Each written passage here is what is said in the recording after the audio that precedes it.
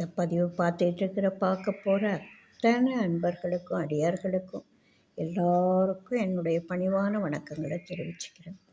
அன்பினை பெறுவாயாகில் அதர்மங்கள் அனைத்தும் நீங்கி துன்பமும் தவிர்ந்து போகும், துயரம் எங்கு உண்டோ சொல்வாய். இந்த பதிவில் நம்ம என்ன பார்க்க போகிறோம்? கோபம் செய்யாதே மனமே அப்படின்னு சுவாமிகள் சொல்கிறார். இந்த கோபம் ஏன் வருது? கோபம் எப்போ வருது அப்படின்னா, நமக்கு பிடித்த நிகழ்வு நடக்கும் பொழுது மகிழ்ச்சியும், நமக்கு பிடிக்காத நிகழ்வுகள் நடக்கிற போது கோபம் அல்லது வெறுப்பு வர்றது இயற்கை.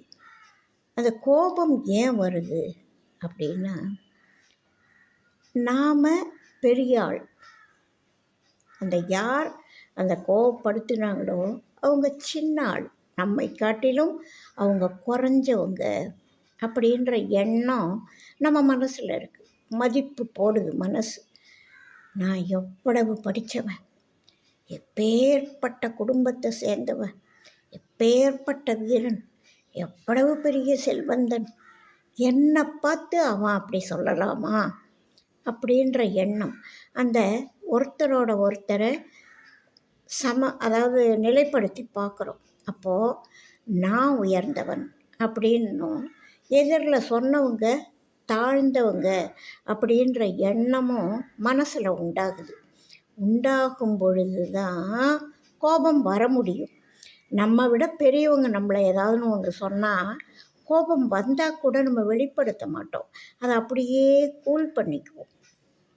கோபத்தை வளர விட மாட்டோம், முதிர விட மாட்டோம். அந்த கோபம் தோன்றின இடத்துலையே மறைஞ்சு ஒரு ஓரமாக உட்காந்துருக்கும்.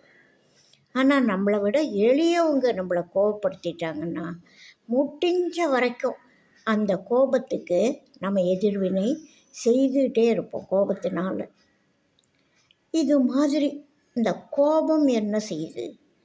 அது தான் அப்படின்ற அங்கேருந்து ஆணவத்தில் இருந்து பிறந்து வெளியில் வருது. உலக நிகழ்வுகள் அது பாட்டுக்கு நடந்துக்கிட்டே இருக்குது. இந்த கோபம் வர்ற சந்தர்ப்பம் எது அப்படின்னா, நான் பெரியவன் அப்படின்றதுலேருந்து ஆரம்பித்து வெளியில் வருது. அந்த கோபத்தினால நம்ம என்ன செய்வோம்? மன மாறுபாடு. அந்த கோபம் எதனால் வருது? மன மாறுபாடு. எனக்கு இது பிடிக்காது, அவன் செய்துட்டான், நான் சொன்னேன் அவன் செய்ய மாட்டேன்றான் அப்படின்னு சில கருத்து வேறுபாடுனால தான் கோபம் வெளிப்படுது. கோபம் வெளியில் தெரியும். ஆனால் இகல் அப்படின்னு ஒரு அதிகாரம் கொடுக்குறார் வள்ளுவ பெருந்தகை. அந்த இகல் அப்படின்றது கோபத்தின் காரணமாக ஏற்பட்ட கருத்து மாறுபாடு. மனசுக்குள்ள கருத்து மாறுபாடு ஏற்படுது. அது என்னவா மாறுது? பகையாக மாறுது. மனசுக்குள்ளே ஏற்படுற அந்த கருத்து மாறுபாடு பகையாக மாறுது. பகை உள்ளவே உட்கார்ந்துருக்கும். அது இந்த தணல் மாதிரி மேலே நீர் பூத்துருக்கும், ஆனால் உள்ளுக்குள்ளே அந்த தணல் இருந்துக்கிட்டே இருக்கும். அது சினத்துக்கு வள்ளலார் சுவாமிகள் அப்படி சொல்லுவார். அது புடன் நியாயம் போன்றது அப்படின்வார். ஒரு மாதிரி பெரிய மரக்கட்டையை எரித்தா கொஞ்சம் எரிஞ்சு முடித்து கொஞ்சம் நேரம் கழித்து மேலே நீர் பூத்துருக்கும், ஆனால் உள்ள நெருப்பு இருக்கும். நீர் பூத்த நெருப்பு அப்படின்னே சொல்லுவாங்க. அந்த மாதிரி இந்த பகைன்றது உள்ளுக்குள்ளே இருக்கும், வெளியில் தெரியாது. அது சந்தர்ப்பம் எப்போ வருதோ அப்போ வெகு வேகமாக அது வெளியில் வரும். அது ரொம்ப அருமையான ஒரு மன உணர்வு அந்த இகழ்ன்றது. கோபத்துக்கும் பகைக்கும் சுடுசொல்லுக்கும் காரணமாகவே கூட இருக்குது. வெளிப்படுத்துறதுக்கு ஒரு வாய்ப்பை தேடி அமைதியாக உட்காந்துட்ருக்கும். புலி பதுங்கிறது பாய்ச்சலுக்காக அப்படின்ற மாதிரி சந்தர்ப்பத்தை தேடி உட்காந்துருக்கும். சந்தர்ப்பம் வந்தவுடனே பிஸ்ன்னு வேகமாக வரும். அந்த இகலை பற்றி வள்ளுவ பெருந்தகை ஒரு அதிகாரம் முழுசும் சொல்கிறார். ஒரு குறளில் சொல்கிறாரு, இன்பத்துள் இன்பம் பயக்கும், இன்பத்துள் இன்பம், செல்வத்துள் செல்வம் செவிச்செல்வம்னு சொல்வார்.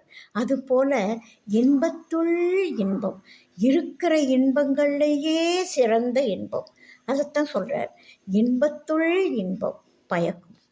எது இன்பம் பயக்கும், எது அவ்வளவு பெரிய இன்பத்தை பயக்கும். நம்ம இப்போ ஒரு பொருள் விரும்புகிறோம், ஆசைப்படுறோம், வாங்குகிறோம், சாப்பிட்றோம். அது சின்ன இன்பம்.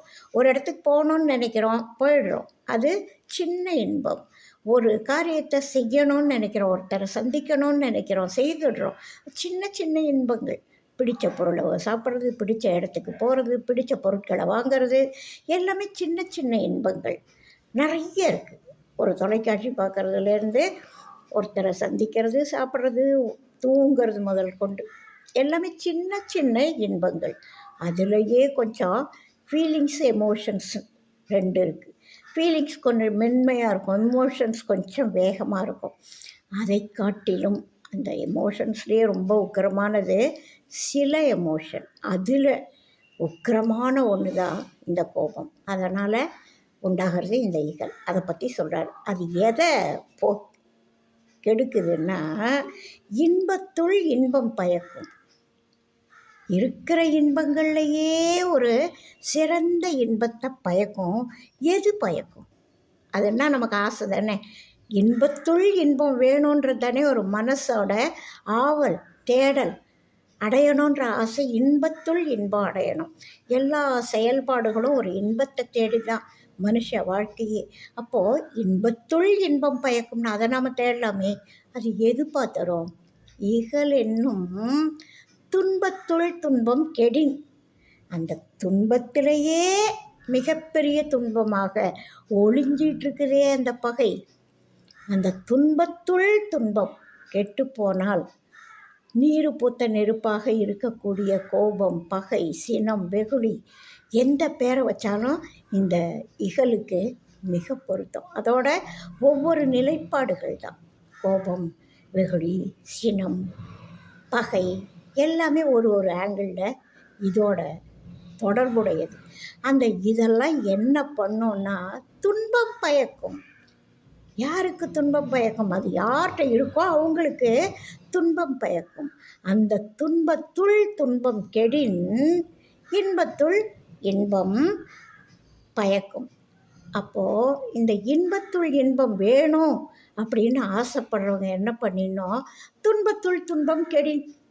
இதை தான் சைவ சித்தாந்தம் பெரியவர்கள் எல்லாரும் சொல்கிறது இருவினை ஒப்பு. அந்த மன மாறுபாடு தான் எல்லாத்துக்கும் காரணம் இல்லையா? அவங்க எனக்கு பிடிச்சதை செய்தாங்க, பிடிக்காததை செய்தாங்க அப்படின்ற எண்ணம் இல்லாமல் எல்லாம் இறைவனுடைய செயல். எல்லா ஆன்மாவுக்குள்ளேயும் இறைவன் இருக்கார். எனக்குள்ளே இருக்கார், மற்ற உயிர்களுக்குள்ளேயும் இருக்கார். உயிர் உள்ள பொருள், உயிர் அற்ற பொருள் அனைத்திலும் இருக்கக்கூடிய இறைவன் எதிரில் இருக்கவங்க கிட்ட இருக்க மாட்டார? ஒருத்தர் நம்மளை ஏதோ ஒன்று சொல்கிறாங்கன்னா அது ஏதோ நாம் அந்த நிகழ்வை சந்திக்கணுன்றது நம்முடைய பிராப்தம். அதை நம்ம அதனால் அது மாதிரி இந்த மனம் மாறுபாடால் ஆகாமியம் சேருது. ஆகாமியம்ன்றது மிகப்பெரிய புதுவரவாக இருக்கக்கூடிய வினைகள். அந்த ஆகாமியம் சேர தான் நமக்கு பிறவியும் வருது. அப்போ இப்போ இதிலேருந்து நம்ம பேரின்பத்தை தேடணும், இன்பத்துள் இன்பத்தை தேடணும். அப்போ என்ன செய்யணும்? இகல் என்னும் துன்பத்துள் துன்பம் கெடின். இந்த எண்ணத்தை நடக்கட்டும். ஏதோ இறைவன் சொல்கிறாரு, அவங்க சொல்கிறாங்க, இறைவன் செய்ய வைக்கிறாரு, அவங்க செய்கிறாங்க. இதையே நாம் தப்பாக எடுத்துக்கணும். இது நம்ம செயல் கிடையாது, இது நம்ம பங்கு கிடையாது அப்படின்னு அப்படியே இறைவன்ட்டு ஒப்படைக்கிறோம். அப்போது இந்த இகல் இல்லாமல் போயிடும். விருப்பு வெறுப்பு அற்ற நிலை, சுகம் துக்கம் அற்ற நிலை. அந்த நிலை ஓடும் செம்பொனும் ஒக்கவே நோக்குவார் அப்படின்றது ஒரு மனப்பக்குவம். அது காட்டில் போய் தவம் செய்கிற துறவிகளுக்குத்தான் வேணும்னு இல்லை, அதை விட ரொம்ப முக்கியமாக இல்லறவாசிகளுக்கு தான் வேணும். ஏன்னா வாழ்க்கையில் பல பிரச்சனைகளை கொடுக்கறதே இதுதான். அதனால் அவர் என்ன சொல்கிறாரு? எப்பா உனக்கு இன்பத்துள் இன்பம் வேணுமா? ஆமாம், அப்போ வேணும்னா ஒன்றை கெடணும், ஒன்றை நீ விட்டுடணும். எது? இகலென்னும் துன்பத்துள் துன்பம் கெடின் இன்பத்துள் இன்பம் பயக்கும். அதனால் இப்போ வள்ளுவ பெருமான் சொல்கிறத தான் கோபம் செய்யாதே மனமே, கோபம் செய்யாதே. கோபம் செய்தால் பாபங்கள் நேர்ந்து குற்றம் வந்து எய்தும் உன்னை சற்றும் சும்மா விடாது அப்படின்னு சொல்லி சுவாமிகள் உபதேசத்தை மனசுக்கு சொல்கிற மாதிரி சொல்கிறார். பெரியவங்கள்லாம் மனசை முன்னிறுத்தி சொல்லுவாங்க. நமக்கு சொல்கிறாங்கன்னா நம்ம ஏற்றுக்கிறோமோ இல்லையோ, அவங்க மனசை முன்னாடி நிற்க வச்சு சொல்லும் பொழுது, ஆஹா இவங்களே இப்படி சொன்னாங்களே, நமக்கும் அது பொருந்தும். நம்மளை நாம் யோசித்து நாம் அந்த வரிகளோட கருத்துக்களோட ஒன்றி நம்ம பார்த்தோன்னா இந்த அருமை ரொம்ப நல்லா தெரியும். கோபத்தை அடக்கிறது சுலபம் கிடையாது. ஆனால் கோபம் வராமல் இருக்கிறதுக்கு இதெல்லாம் ஒரு நல்ல சுலபமான வழி. என்னவோ இன்றைக்கி இது நடக்கணும்னு இருக்குது, அவங்க செய்தாங்க. நாம் நம்முடைய கடமையை சரியாக செய்கிறோம். நம்ம எதை செய்யக்கூடாதோ அதை செய்யாமல் இருக்கோம், எதை செய்யணுமோ அதை செய்கிறோம். அப்படியும் இந்த நிகழ்வு நடக்குதுன்னா அது நடக்கணுன்றது நடக்கட்டும். அவங்க சொன்னாங்களா, சொல்லிட்டு போட்டோம். அவங்க செய்தாங்களா, செய்துட்டு போட்டோம். அதாவது ரௌத்ரம் பழகுன்னு பாரதியார் சொன்ன கருத்து வேற. இது இருவினை ஒப்ப காமிக்குது. மன மாறுபாடில்லாத வாழ்க்கை இருக்குமானால் இது சோம்பல்லாம் காரணம் கிடையாது, மனப்பக்குவம்தான் காரணம். சோம்பல்ன்றது வேறு நடவடிக்கையை காட்டும். மனசில் ஒரு முதிர்ச்சி இல்லாமல் இருக்கிறவங்களால இது செய்ய முடியாது. மன முதிர்ச்சியை காமிக்கக்கூடியது இந்த இகழ்ன்றதை விடக்கூடியது.